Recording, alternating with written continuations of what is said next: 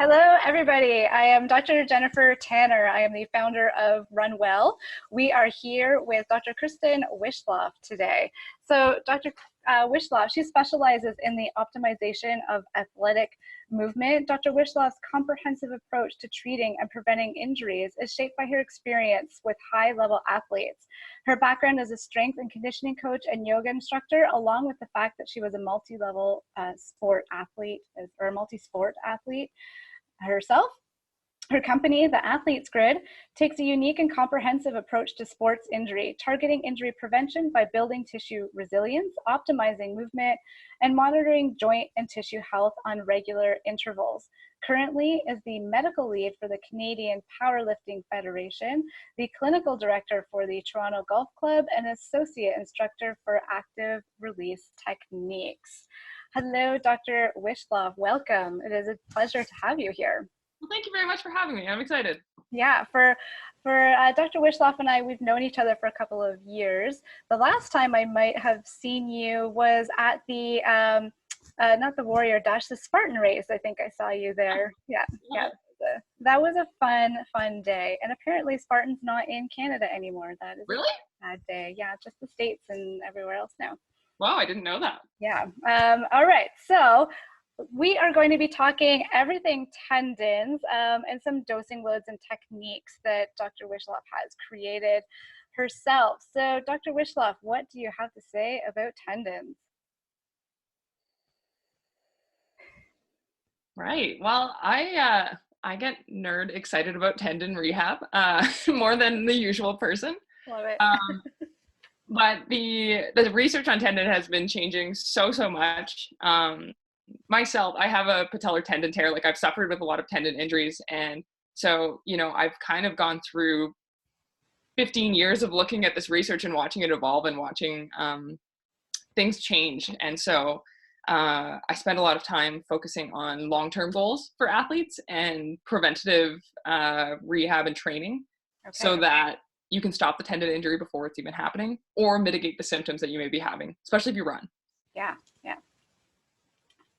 I think that would be one of the things that we're trying to do is shift the mindset into prevention. It's a way easier to prevent an injury from happening than to treat it once it has happened. So I like that. That's kind of one of your goals as well. Yeah, and I think, I think sometimes people shy away from the term prevention because it doesn't make sense until you have it. And so a lot of people that are preventing are people that have already experienced the injuries. But I think if we can take a different perspective on strength and conditioning to understand what you're actually trying to accomplish and providing kind of the minimum dose to get the response and the stimulus you want from your tissues is an important thing to consider when you're programming your running. Yeah, okay. And so you've developed these protocols that you're using with your clients right now? Yeah, so I've developed out protocols for various tendon rehabs. Reason being is because a lot of the time patients drop off as soon as symptoms mitigate. So really providing education on why you want to stay the course of a treatment plan through tendons is what I focus on within my programming, and ensuring that pain really isn't the main outcome. It's functionality and longevity in the tissue. Okay. Yeah. Do you find that concept is difficult to transfer over to patients? Yeah, especially based on the changes in the research in the past few years. People conceptually think rest is often the best thing that they can be doing. So this hurts, I'm going to rest, I'm going to avoid the things that hurt it. Yeah. However, what we really come to learn is that your body needs to respond and adapt to those challenges, not shy away from them. Because if we're shying away from them, then you're really just making those points weaker. Okay, so it sounds like there's a fine balance between rest, how much rest, movement, and how much, or maybe what kind of movement somebody's doing post-injury? Exactly, yeah. Okay. And I think with the trends now, when people are working out or running specifically, it's going to the point of like cardiovascular exhaustion. And the reality of good running programming is that's not every workout. Like, that shouldn't be every workout. You shouldn't feel totally depleted, totally exhausted. Yeah. It's considering it as also dosing onto your joints and your ligaments. So we need to remember that that's part of that progression, not just improving your cardiovascular capacity. Yeah, yeah. I remember I had knee surgery way back when, and they gave me a huge Zimmer splint, and I was told not to move for what felt like forever. Yeah. And my mom just recently broke her leg, and they were like, no, no, you take that splint off and you move right away. Yes. So I like that these techniques are starting to be brought down the line, and yeah, we need to move. So is there like a certain guideline for patients or people that have hurt themselves, that like, how do you know how much movement is okay? Yeah, so it really depends on what the center point of your tendon injury is. So Okay. there's a few different avenues that you can be looking at when you're looking at tendon injuries. The reason you would seek medical help or professional healthcare, whether it's, chiro, physio, etc., um, is because there are a lot of metabolic conditions that can influence the resilience of your tendons. So we want to be ensuring that there's not something going on with your physiology and metabolism Mm-hmm. before we start saying, go move, go do this, go do that. Because the reality in those cases is that it's something that comes down to diet, possibly medication, and things of that nature, not just rehab itself.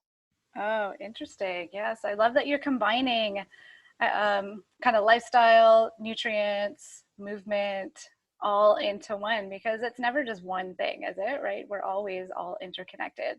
Yeah, and I think it's important. I mean, it can be intimidating seeing everything all at the same time, but I think ensuring that you're prioritizing what is the most pertinent thing to you to Mhm. start. So Yeah. ensuring that, the nutrition and metabolism side of things is handled before you really start structuring loading programs, because until that's managed, the loads won't you won't get the response you want in the tendon. So is that part of your assessment then, when you're looking at their metabolic ability? Are you assessing like, you're using like, what are they eating, how are they moving, kind of some of those lifestyle factors as well? Yeah, definitely. So we have a pretty comprehensive intake that gives us that information. And then also asking questions about, like, when did you start running? How fast have you been increasing your mileage? What shoes do you wear? Have you had coaching? These Okay. kinds of questions Okay. shapes our starting point. Okay. Is there like, when you mentioned the increasing the mileage, is there like a certain percentage that people should be aiming for increasing? So the percentage that's often thrown out is kind of 10%. Generally what I recommend is recording a baseline. So one of the things, especially with tendon injuries, is people forget that year over year, you're increasing your resilience, not just season. So it's not a 6-month process. It's year over year. Your tendons are getting more resilient and stronger. And Okay. so finding kind of the baseline that you finish a season on, doing thoughtful off-season training, and then kind of ramping that back up to your baseline at the beginning of your season a little faster, and then dropping into kind of that 5-10% once you are at kind of the capacity you left off. Okay.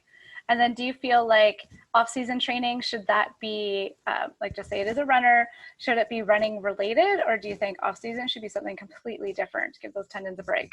I think it should resemble some sort of plyometric. So whether it be like skipping, things of that nature, Okay. and thinking of it in terms of, again, not cardiovascular fatigue, it's dosing the tendon to have that stretch shortening cycle. So improving that ability to kind of coil and recoil when needed. That's kind of what the off season can be used. And then if we're looking at improving your cardiovascular capacity, I would say that is probably a good opportunity to change the medium through which you're improving your cardio. So yes, keeping things that are dosing the tissues in a running kind of format or plyometrics, but using strength training to get stronger and using other means to maintain your cardiovascular fitness. Yeah. Okay. Tell me a little bit more about like the dosing loads, like those techniques that you're using versus like the rehab techniques. Yeah. So when we look at rehab, you can kind of divide it into two categories, and even in sport, running specifically. So if we look at something in terms of tissue resilience, there's a different kind of programming protocol than there would be pattern resilience. And so with running specifically, there's technique drills. So improving your actual running technique to ensure that forces are being distributed well and energy is being optimized. And then we can start looking at rebuilding techniques. So those would look a little bit more like a strength and conditioning program where week over week you're building and getting stronger. Okay. And so it depends on what tissue you're trying to influence. So something like a tendon, if it is acutely injured, we can kind of look at isometric protocols, slow eccentric concentric cycles for strength training, Okay. and then looking at plyometric or stretch shortening kind of jumping drills Okay. to make resilience in the tendon. Okay, so for somebody who might not know these terms, can you unpack isometric, eccentric? Like, what does that mean?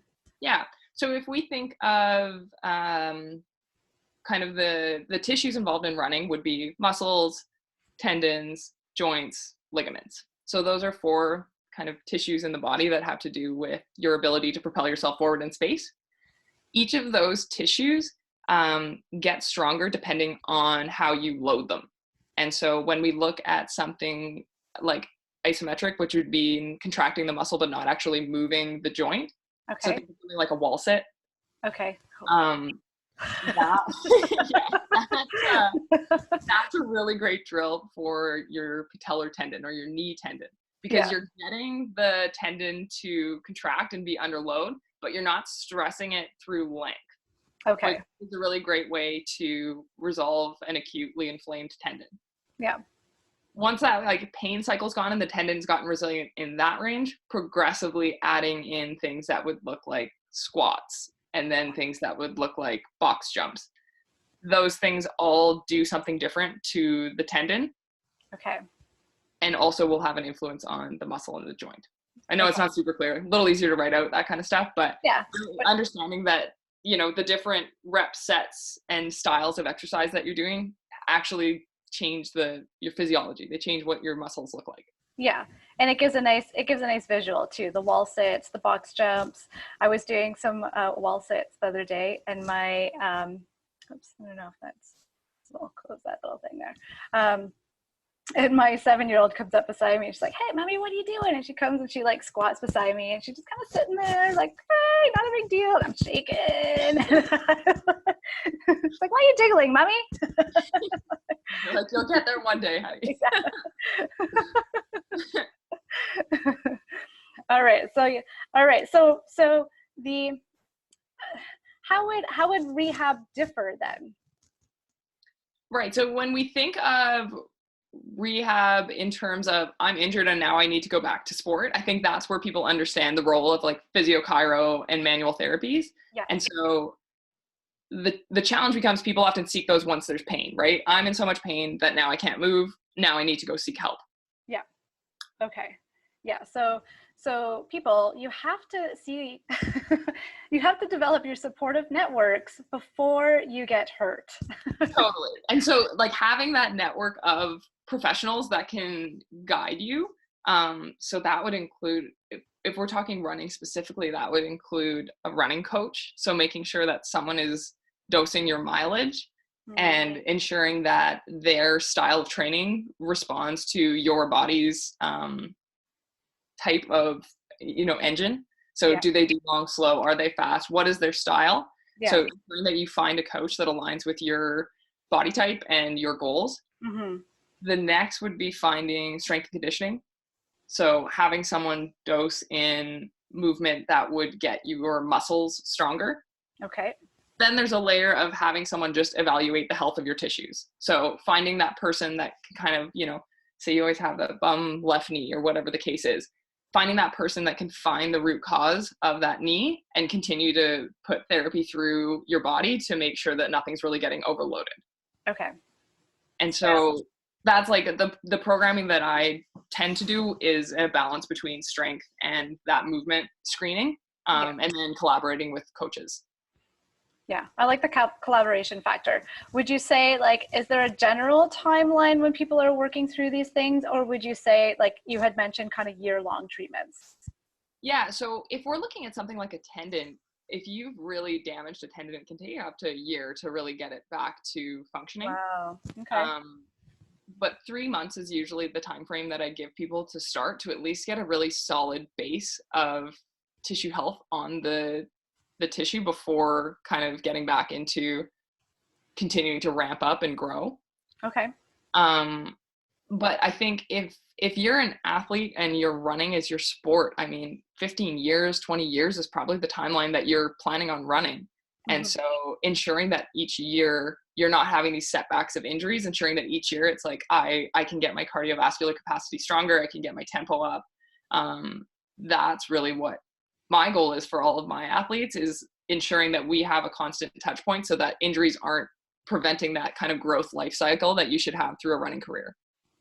Okay, great. Yeah, and I think that's important to hear, especially if people are just starting out, that this is something you could continue to do as long as you're supporting your system and you're finding those people that can support you with your goals going through everything. Yeah, exactly. And I think understanding that everyone has a starting point. So when you are a beginner, really knowing that you don't need to push to your absolute maximum Hmm. all the time. It's a process that's going to happen over the course of years. Okay. And very often, like the running coaches that I work with, one of the biggest things that they see in beginning runners is anyone that's kind of transitioned from another sport, especially looks like sprinting, like soccer, basketball, baseball, anything that looks like sprinting, really, you have to give them the mindset of slower is better to start. Like, we're Oh, not here to bust out of the gates. We're here yeah. to just grow resilience in your tissue, and get you used to those slower, longer tempos. So would you say those people are predisposed to injuries just because they're like sprinting out of the gates kind of thing? And Yes, for okay. sure. That is Okay. like a lot of the people that I see with tendon injuries is that. And also they don't realize that running is a skill. So someone that's totally new to sport in general comes into running, they're like, I don't necessarily know how to do this. I should find coaching. I should get help. Hmm. Someone with an athletic background often is like, running, I run, before I go play basketball, we would run. Yeah. Um, but sprinting is a lot different Yeah. than running, which is a Okay. skill in and of itself. So knowing that that is a skill and you do need coaching in it is important. Okay, all you ex-soccer players, are you hearing this? Cannot sprint your marathon. Yes. So what tendons are most likely to go in somebody who's a runner? Achilles, and kind of connecting into like plantar fasciitis, that kind of Okay. continuum. Yeah. We'll see patellar tendons, not as often as Achilles. And then sometimes you can get psoas tendons, so like hip flexor tendon problems, or hamstring insertion tendon is often a problem too. Okay. All right. So the whole gamut. Anything lower body, really. And Okay. it changes depending on what you had done previously coming into running a lot of the time. Okay. Okay. So tell me a little bit about you've written an ebook called the Tendon Rehab. Tell me Yeah, a so little bit about that. we've built out a tendon healing framework, and so I'll include this ebook in the show notes. But essentially, it's designed to talk you through the layers of the healing process when it comes to tendon, Okay. because symptoms alone are really not totally useful. They're a great outcome measure, but I think a lot of people interpret out of pain as good to go. Yes. But what we really want to do is get you out of pain immediately. Like, you should be able to get out of pain within the first week, and Okay. then the healing really begins. Then we can start these processes of layering on rehab and nutrition and treatment, so that suddenly we're building this super strong, resilient tendon that isn't going to be a nagging injury year over year. Okay. And so if somebody's in pain for more than a week, what does that indicate? So I do my best attempt of keeping people in their activities while trying to mitigate the pain. Okay. So within that first week, we're going to do strategies to take down the pain. If those work, amazing. We can keep you going on your running program as we go through the rehab. Hmm. If after a week that pain is still present, then we need to look at modifying lifestyle factors. So modifying maybe how much you're sitting at your desk at work, modifying how much load you're putting through your body week by week. So what's your mileage? Maybe pulling it back a little bit or changing some of the tempos or terrains, Yeah. and then moving forward to try to get that pain mitigation down. Okay. In more intense cases, you can kind of go the medical route for a shorter term period of time. So taking some anti-inflammatories or something of that nature, just Yeah. because it is really important to get the muscles firing again. And Yeah. pain will mitigate your body's ability to fire a muscle. So it's a balance, because there's obviously compromises that can occur from anti-inflammatory medications on tendons. Yeah. But the trade-off is, if you can take down the pain and keep the muscles in the area strong, often you'll have a better result long term. Yeah, sounds like a good plan. And it sounds like what people really need is that rehab strategy. Yeah. Yeah, Yeah, the strategy is the biggest part, but I think on our end as clinicians, the education is really important. yeah, Which is why I want to create a lot of that educational material so that you understand stage by stage what's happening, because yeah. it won't be as intuitive from feeling. Yeah, yeah. I'm a strong believer. I believe education is power, and the more we can understand about our bodies, the more we can understand about the solutions. So thank you for providing that access to that book for everybody today. So we're just going to recap a little bit about what Dr. Wishloff covered today. So rest versus movement therapy, right? So we should be moving within reason through those injuries. It's not just lounge around and lose your muscle mass during that time period. Because what is it, 72 hours to start losing muscle mass? Yeah, absolutely. And you'll definitely get a down regulation of your nervous system. So your nervous system's ability to fire that muscle will decrease pretty quick. So even after a day of sitting at a desk, your glutes won't be firing. Oh, darn. um, and it's not just the pain factor. It's looking at those metabolic issues that could be contributing to, the excess inflammation that are influencing your tendon health. Like, do you have the nutrients getting into that tendon to heal you? That is incredibly important. I'm definitely on for that one. Looking at your off season and training, like looking at your season as year long. How are we going to map this out? What are we going to do in the off season? Doing some strength training, some cardiovascular fitness. Dr. Wishloff talked about the differences, kind of those eccentric, concentric movements, looking at the wall sit, doing some box jumps, get those legs firing. And then find your people, like having a running coach, having professionals like Dr. Wishloff who have got these strategies in place that can lead you exactly to where you want to be. Yeah, that's really what it is. I think the finding your team and getting yourself educated is important as a patient, because Yeah, then you can really understand your own body and be able to communicate that with your team. absolutely. Absolutely. You take a little bit of ownership, and it feels really good to like really understand and know what's going on. Yeah, absolutely. Yeah. All right, so we will have a link to Dr. Wishloff's The Tendon Rehab in the bonus material there. And thank you again for coming on. That was great, Dr. Wishloff. Awesome. Thank you so much for having me. Okay, bye. Bye.